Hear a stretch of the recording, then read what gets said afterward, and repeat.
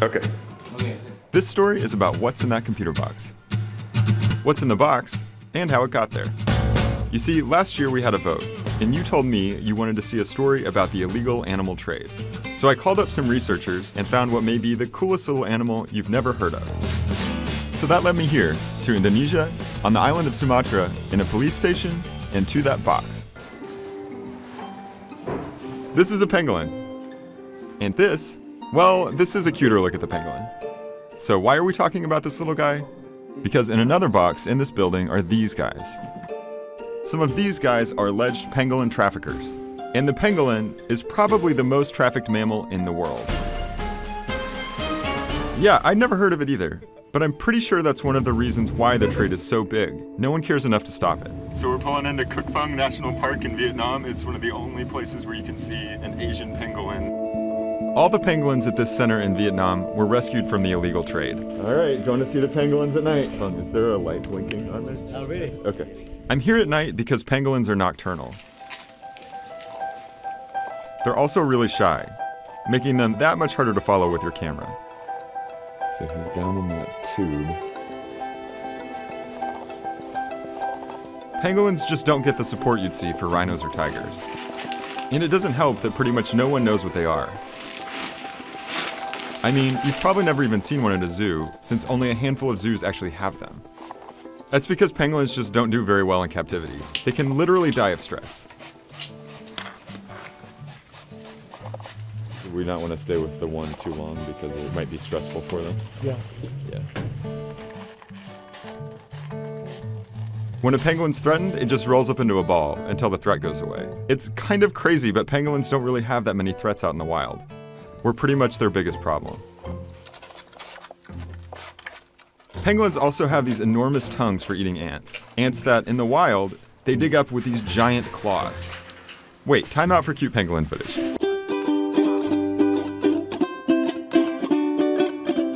And we're back. Okay, so seriously, the guys at the rescue center explained how, when the government intercepts a pangolin shipment, they'll pass along some of the animals to the center to be rehabilitated, and hopefully released back into the wild.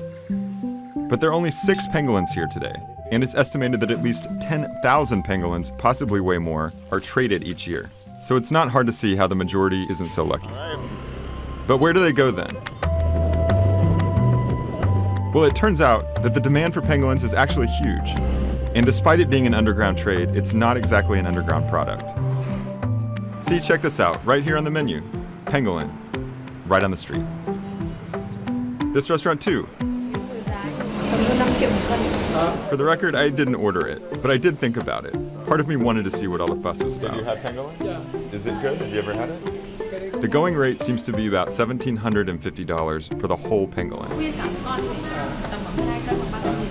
See, here's a waitress showing me how it's prepared. To prove it's the real thing, they'll slit its throat right there. It's very special, right? At another restaurant, I saw pangolin-infused wine. What's it called? What is that? They say drinking it is good for your health. Is that a tongue? Also, you can buy pangolin scales, which are supposed to have health benefits. But they're made of keratin, the same as fingernails. None of this is proven. Medicine is part of it, but eating pangolin has also become a status symbol. Like a luxury car or a designer handbag, exotic animals are a sign of wealth. And growing economies here and in China have helped create demand for the pangolin. And the trade has a nasty underbelly. Evidence is easy to find, both on the street and in this footage activists gave me. There's so much demand, they actually don't measure pangolins by the pound so much as by the ton. But all of that is only part of the network. This scene here, this is a trafficking bust. 14 tons of pangolins. We have a good idea where all this was headed, but where did it come from? In this case, there's an easy answer. Sumatra. Like that box earlier, remember? This island in Indonesia is supposed to be a hub of pangolin poaching. And it's also where you can find some big players in the black market. Like this guy here. I had to meet this guy undercover, and I'm not showing his face, because I obviously didn't tell him that I was filming our conversation. He's under more scrutiny from police lately, but that doesn't seem to be stopping the trade. And the supply chain continues from there. High-level traders like that guy will send representatives down to small villages.